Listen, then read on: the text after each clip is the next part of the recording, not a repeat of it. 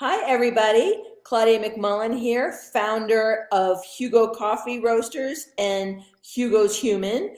As you all know, Hugo Coffee does fundraisers. We do weekly online fundraisers benefiting a specific small cash strapped rescue somewhere around the nation. And this week we are with the lovely Alice of our beneficiary partner of the week, which is Stone's Throw Dog Rescue. Good afternoon, Alice. How are you? Oh, I'm perfect. Excellent. Tell our fans and remind your fans about what how Stone's Throw Dog Rescue came about, what your mission is, and where are you and what do you do? Yeah, so our lead director and founder, Shane Putney, he's been in rescue for about maybe 10, 11 years.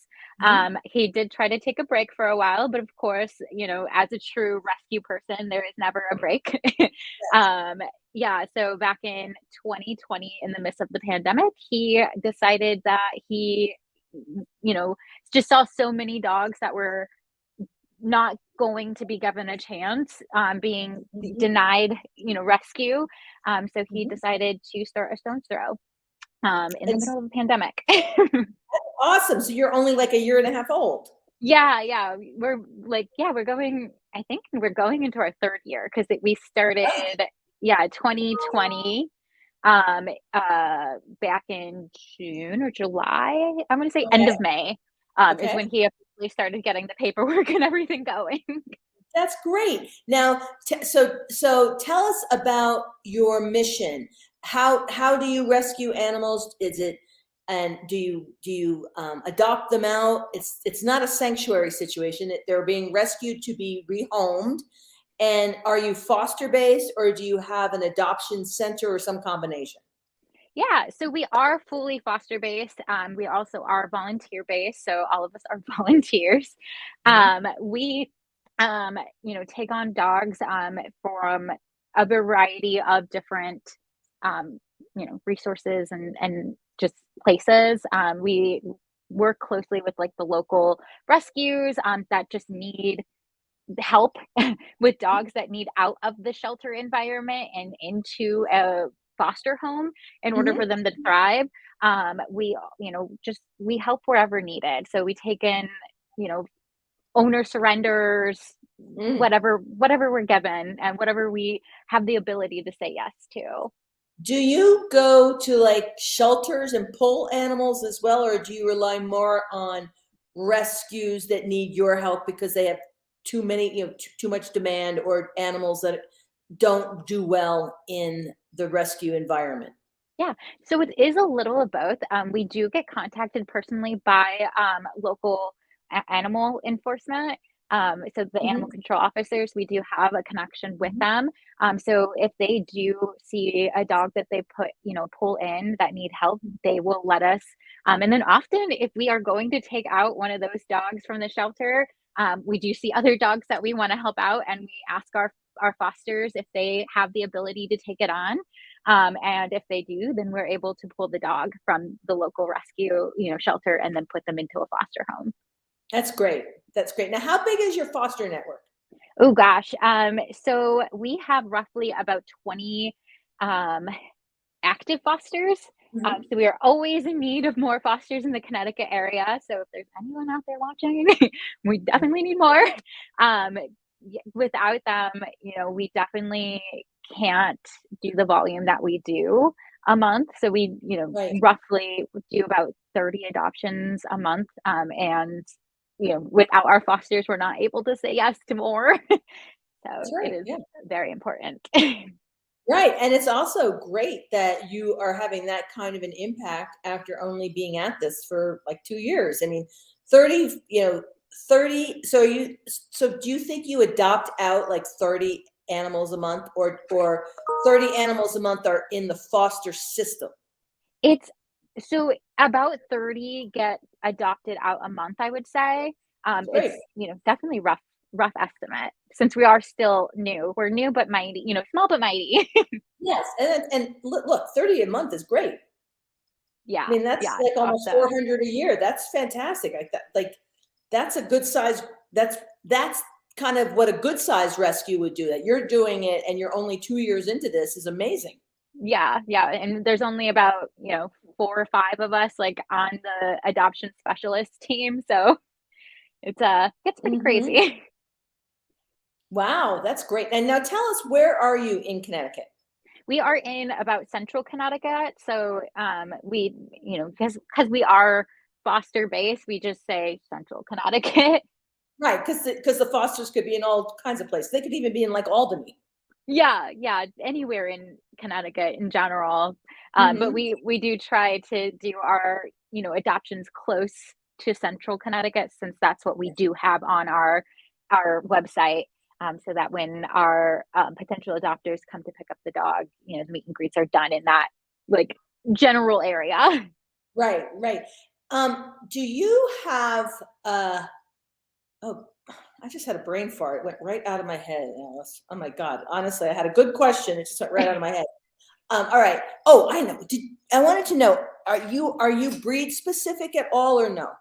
No, we are not breed specific, so we take on, all breeds, Hmm. mainly mutts, basically, um, Hmm. because we love the mutts. But yeah, no, we have, like right now, we have Great Dane, who's one of our medical cases. We have pit bulls. Like we did also take in from a shelter. I think was he from the shelter or he his name is Sarge, came to us as a neglect case, and I think it was actually um, contacted directly through the animal Uh-huh. um, Animal control. Hmm. yeah, animal control.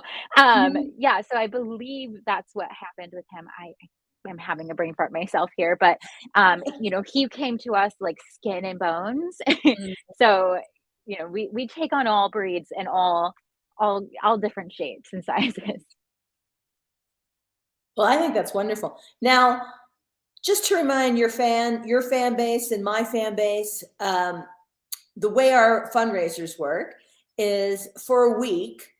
I donate $2.50 for every item sold on the website during the course of the week for to benefit our partner of the week, which obviously this week is Stone's Throw, which we're so excited about. So if you don't drink coffee, get a hat, get a t-shirt, get a mug, you know, drink tea or whatever, or drink coffee or buy the coffee because the coffee's fantastic. And aren't you a coffee snob, as I remember? I am, yes, yeah. I used to be a barista for years, so And what did you think? delicious. I think it's like super smooth. I've actually been telling a lot of our I've been posting daily in our adopter group because we have a adopter Facebook group, and I'm just like, guys, like it's really good. Trust me. Like it's I used to be a barista. I've had so much coffee in my lifetime, and it's very smooth, easy to drink. And I have the French roast, one of the French roasts, and I think it's like the Oh, you black did? pop. You got the Yeah. black pearl? All right. Yeah, it's so good. So that's the darkest of what we have. And I drink the one right below it, the Bonafido, which is our dark, but it's not quite as dark as Black Paw. And I drink that every day and I love it. Anyway, so our coffee's fantastic. So it's a key message. Not only are we giving to Stone's Throw Dog Rescue, but the coffee's damn good. So you got to get people out there to buy that coffee. Now, so the fundraiser ends at midnight on Sunday. So we have 2.5 more days to get the word out and get our fan base to buy, so we can write a big old check to Stone's Throw on Monday morning. Now, for example, say I could write you $300 to $500 check on Monday morning. What kind of impact would that have on your organization? It would definitely allow us, to continue to have the chance to help out dogs and cats that, may not have had a chance in the shelter environments or, with our rescue partners that we work with. It would also help us take on more medical cases. And I mean, Mhm. maybe not more right now because we do have Norman who came to us as an owner surrender with an unknown mass on him, which wasn't mentioned. And we do currently also take on behavioral cases occasionally. So we do have a dog named Moose that's in our board and train, and like we roughly spend over $1,000 a week on just that board and train. So it would Whoa. definitely, yeah, it definitely helps us in those scenarios. So, whether it's 300, whether it's 500, whether it's like $3, like it all helps. Yeah. Every little bit Doesn't matter. helps, right? Every Yeah, little bit yeah, helps. yeah. Pay medical bills, helps feed animals. The one thing I wanted to mention, which I forgot to mention earlier, is I love, one of the things that we love doing, why we love doing what we do, is we also learn about cool ways that people have filled needs in the animal welfare world. Like, so a lot of people probably don't know that a rescue situation, a rescue environment, as great as rescues are, like we love all rescues, right? We love them, but not all dogs do well, or animals do well in a kennel type rescue situation, that where it's very stressful.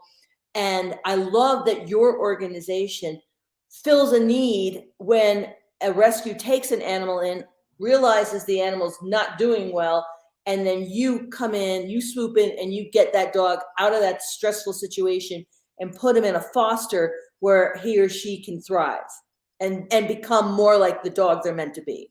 Oh yeah. Yeah. And I've been around, the shelter environments before. I used to work as a barista for a rescue. And would also like go and hang out with like the actual rescue dogs in the main facility and take pictures for them. And the amount of time that those dogs actually shut down in those environments, like it makes it hard for them to adopt. So it's, foster-based rescues are so needed, and fosters are so needed so that those dogs can get adopted and they can have a chance. I fostered myself and I live in a Mhm. small apartment, so I live Yeah, in a like 700 square foot apartment. I have a dog and a cat, yeah. and I also foster. So it's just, I just know that we fosters and we rescues are just so needed for dogs and cats to thrive and, make it out of the shelter. Absolutely, absolutely. Hugo, I'm a foster failure. That's where Hugo came from. I used to run the animal rescue Nuzzles and Company, and I got Hugo from there at 3 weeks old. He was not as big. He was not even as big as my hand, and Mm. now he's 85 pounds of solid muscle. And Beth just fostered a tripod, a three-legged baby who smiles. Oh my Oh God, my he's so gosh. cute. And she's a foster failure. Sometimes that happens. Um, Luckily, it has not happened to me yet. Yes. I think, for the most part, I have a really high strung ability to say no. That's Um, great because I'm yeah, like a mess. I yeah, mean, if I mean, I would have to need a kennel permit, like with all the foster fails I would do. It'd be crazy. But anyway, Alice, we're very excited to support your fledgling yet thriving, fantastic organization. We want you to get the word out this weekend because we want to buy coffee all weekend long, or mugs, or t-shirts, or hats, so that we can write you a big old check on Monday morning. So let's yeah. keep spreading that word. Yeah, absolutely. Like I keep telling everybody, it makes great stocking stuffers. If you know coffee lovers, like there's art, you can't tell me that not one person knows a coffee lover. So That's right. like, That's right. I'm like, That's right. I've been posting and telling everyone, like, if you don't drink coffee, maybe you have a cousin or uncle or aunt or a sister who does, Yeah. and, get them as holiday gifts. Exactly. Well, that's perfect. Well, Alice, thank you so much for the posting and getting the word out, because we want to write you a big old check on Monday morning, and have a fantastic weekend. Yeah, you too. Thank you. All right. Well, we'll talk to you soon. Awesome. Thank you so much. Okay. Bye. Bye.